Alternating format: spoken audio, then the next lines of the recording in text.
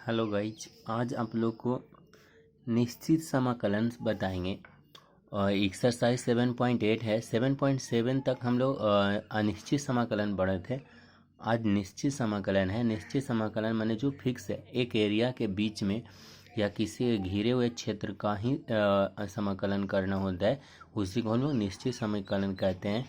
निश्चित समाकलन निकालने की दो विधि है, जिसमें हम आपको पहला विधि बता रहे योगफल की सीमा के रूप में निश्चित समाकलन, यानी योगफल की सीमा विधि।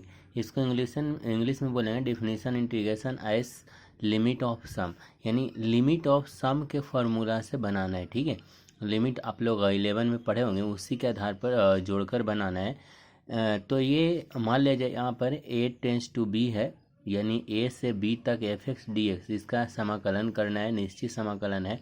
यहाँ पर a लोअर लिमिट होता है यानी कि निम्न सीमा, और b अपर लिमिट होता है यानी उच्च सीमा होता है। ठीक है, तो a से इसको पढ़ेंगे a से b इंटीग्रेशन f(x) dx। ठीक है, पढ़े आ गया। अब इसका लिए फार्मूला बनता है f limit h tends to 0 h F A plus F A H plus, इतना फार्मूला है। लेकिन ये फार्मूला बनता है कैसे, जो हम समझाना चाहते हैं। ठीक है, फार्मूला देखिए कि किस प्रकार से बनता है। ठीक है, तो सबसे पहले समझने के लिए हम एक ग्राफ खींचे हैं। मान लिया जाए क्यू एस एक वक्र है जिसका फंक्शन दिल है y बराबर एफ एक्स। ठीक है, मान लेते हैं यहाँ पर q है जो x बराबर a पर है, और s है जो x बराबर b पर है। x बराबर किस पे है, b पर है। यानी कि अगर इसका समाकलन करना हो y बराबर एफ एक्स, तो समाकलन निकालने के लिए इसके अंतर्गत जो घिरे हुए क्षेत्र होता है वो क्षेत्रफल के बराबर होता है। यानी कहने का मेरा अर्थ है, इसको समझाएंगे बाद में। a tends to b F X D X निकालना होगा तो चित्र P Q S S R का क्षेत्रफल निकालना होगा, यानी पी क्यू एस आर का क्षेत्रफल निकालना होगा। इस क्षेत्रफल के बराबर होगा। देखिए ये क्षेत्रफल निकलेगा कैसे, कोई तो आकृति, कोई भी शेप नहीं है, कोई भी डिजाइन नहीं है, जैसे रेक्टेंगल स्क्वायर ऐसा कुछ नहीं है। ठीक है, तो हम इसको बनाने के लिए क्या करते हैं, इसको विभिन्न छोटे छोटे पार्ट में डिवाइड करते हैं। मान लेते हैं इसे n डिवाइड में करते हैं, यानी n पार्ट में डिवाइड करते हैं। ठीक है, अब इसे हम n पार्ट में डिवाइड करेंगे तो सबका अलग अलग वैल्यू हो जाएगा। इसका वाइड यानी इसका जो मोटाई है, चौड़ाई है, वो h होना चाहिए, h, और इसका लेंथ, तो पहला का लेंथ x बराबर a है, इसलिए इसका लेंथ हो जाएगा, इसका पहला का लेंथ होगा एफ ए।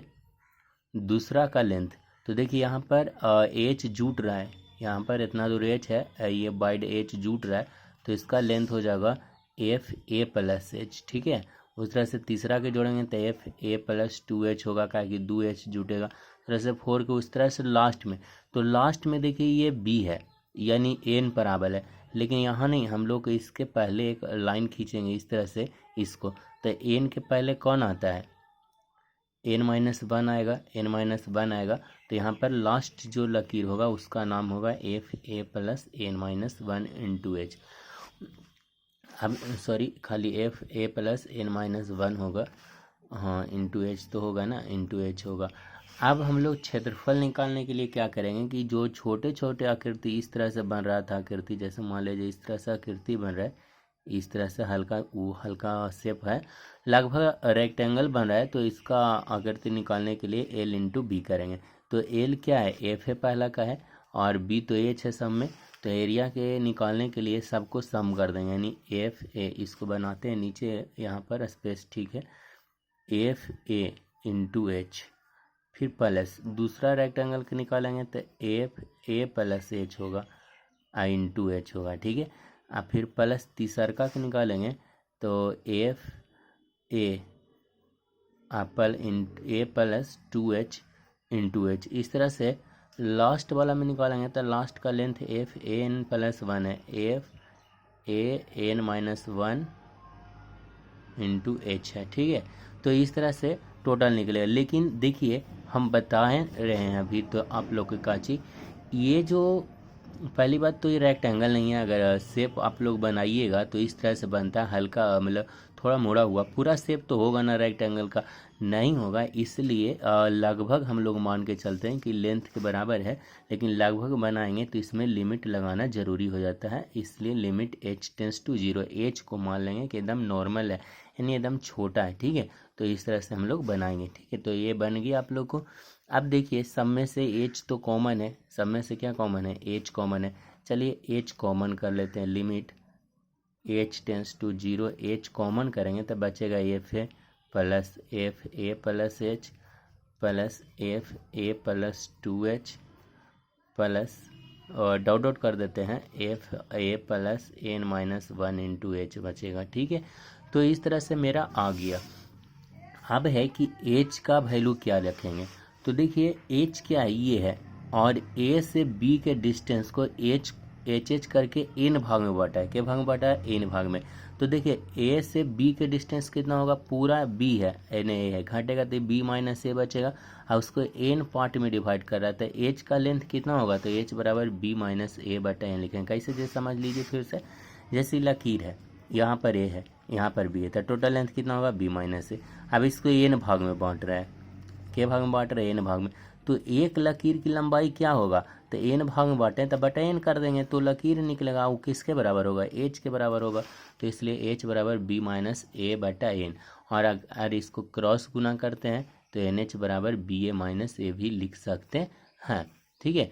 अब यहाँ पर एक चीज़ और देखिए, एच टेंस टू 0 हम बताए हैं, एच है जो 0 के लगभग बराबर है, तो एच टेंस टू 0 लेते हैं, ये 0 लेते हैं। तो ये 0 कब आएगा, जब एन इंडिफिनिट होगा। इंडिफिनिट का मतलब होता है 1/0। एन के यहाँ पर 0 नहीं हो सकता, 1/0 रहेगा तो ऊपर जाएगा तो 0 हो जाएगा, इसलिए एच 0 तो एन इंडिफिनिट। समझ में आ गया होगा। अब यहाँ पर हम लोग एच का वैल्यू दे देते हैं, लिमिट एच टेंस टू 0। अभी एच बराबर बता रहे थे कि बी माइनस ए होता है अपॉन एन होता है, ठीक है। अगर यहाँ एन कर देगा तो यहाँ पर एन एच हटा दीजिएगा, कहा कि एच तो हट रहा है, एच का वैल्यू एन आ रहा है, तो एन टेंस टू इंडेफिनिट कर लीजिएगा, ठीक है। अगर एच साइड करिएगा, एन लाइएगा, तो एन टेंस टू इंडेफिनिट कर दीजिएगा, और ये वैल्यू उतार लीजिए, F A plus H plus dot dot F A N minus 1 into H. तो इस तरह से फार्मूला पर बन जाएगा। अब ये तो फार्मूला हो गया। अब इस पे क्वेश्चन कैसे हम सोल्व करेंगे, जो क्या कि क्वेश्चन समझना है आप लोग को, ये फार्मूला है, फार्मूला पर ही समझना है, तो समझाते हैं। चलिए एक्सरसाइज 7.8 का फर्स्ट क्वेश्चन देखिए। क्वेश्चन है कि ए टेंस टू बी है, एक्स है, डी एक्स है, इसे निश्चित समाकलन द्वारा बनाना है, और योगफल की सीमा द्वारा, योगफल की सीमा यानी लिमिट ऑफ सम से बनाना है, उसके अनुसार ही बनाना है, डायरेक्ट मेथड नहीं बनाना है, ठीक है। जो सेकंड मेथड कल बताएंगे 7.9 में, उस मेथड से नहीं बनाना है, अभी इस मेथड से बनाना है।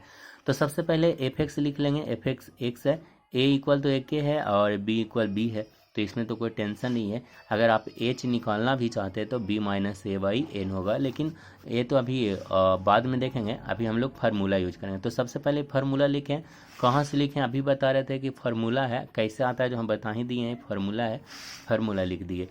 अब देखिए एफ एक्स इक्वल एक्स है, तो यहाँ एफ है, तो एक जगह पर ए रखेंगे तो ये हो जाएगा, उस तरह से यहाँ ए प्लस एच रखेंगे तो ए प्लस ए।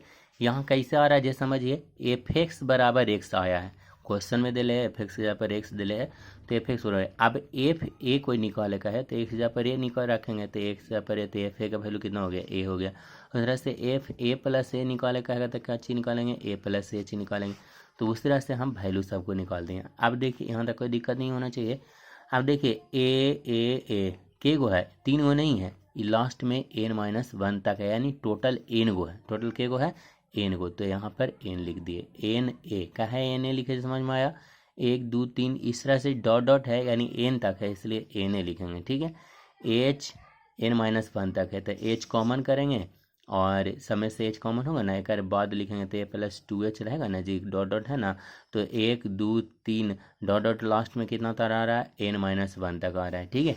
अब यहाँ का किए हैं कि एच का वैल्यू पुट किए हैं, हम बोले थे कि वैल्यू पुट करेगा था, यहाँ एच टेंस टू 0 की जगह पर एन टेंस टू इंडेफिनिटी, सब ध्यान दीजिएगा, एच को चेंज कर रहे हैं, वैल्यू दे रहे हैं B minus N, B minus A बटा एन, तो एच की जगह पर एन इंडेफिनिट कर लीजिएगा, ठीक है। तो बी माइनस ए बटा एन कर लिए, अब इसको अथी कर लिए, एन ए कर लिए, यहाँ पर एच छोड़ दिए, एच की जगह पर यहाँ पर भी वैल्यू रखेंगे बी माइनस ए बटा एन। यहाँ पर क्या किए ये समझिए, एक फार्मूला आप लोग को फर्स्ट ईयर में पढ़ना था, 1 + 2 + 3 प्लस डॉट डॉट एन हो तो एन इंटू एन प्लस 1/2 होता है। फार्मूला पढ़े होंगे आप लोग, एपी में का है या तो जीपी में भी पढ़े होंगे, तो उस तरह से यहाँ पर तो एन नहीं है, n-1 है, तो पहले एन था तो n-1 था, तो इसमें एक जोड़ेंगे तो एन हो जाएगा बटा 2, एन कट गया, b माइनस एन बटा 2। अब इससे इसमें क्या करना है, मल्टीप्लाई करना है, तो एलसीएम लिए 2n हो गया, इसको गुना किए तो इतना हो गया। इसमें देखिए कि कुछ कट रहा होगा, b माइनस ए तो रह गया, ये वाला रह गया, यहाँ 2n से n घट गया तो n एन बी, दोनों में से n कॉमन कर दिए, n बटा 2 है ना जी, तो यहाँ में से n कॉमन करेंगे तो n तो कट जाएगा, a प्लस बी बाई 2 होगा। नहीं समझ में आ रहा होगा तो देखिए फिर से n कॉमन, n तो आगे है 1 बटा n, I into N common करेंगे तो a minus A plus B minus A minus B, अब बटा पूरा का बटा 2 है, अगर 1 बटा एन से गुना करेंगे तो एन कट जाएगा, इसमें रह जाएगा, ठीक है, 2n छोड़ देंगे 2n। अब यहाँ पर एन के यहाँ पर इंडेफिनिट रखेगा तो ई तो रह जाएगा ए माइनस ए प्लस बी, लेकिन यहाँ पर इंडेफिनिट रखेगा तो 1 बटा 0, यानी 0 में कोई से गुना करेंगे तो 0, ई पार्ट 0 हो जाएगा, बचेगा ए प्लस बी बाई 2, ठीक है। अब यहाँ पर ए प्लस बी ए माइनस बी के फार्मूला पर है तो बी स्क्वायर माइनस ए स्क्वायर बटा 2। तो ये समझ में आया है। अगर कुछ ना समझ में आए तो कल जो क्वेश्चन बताएंगे उसमें पूरा समझ में आएगा। थैंक यू, बस आज इतना है।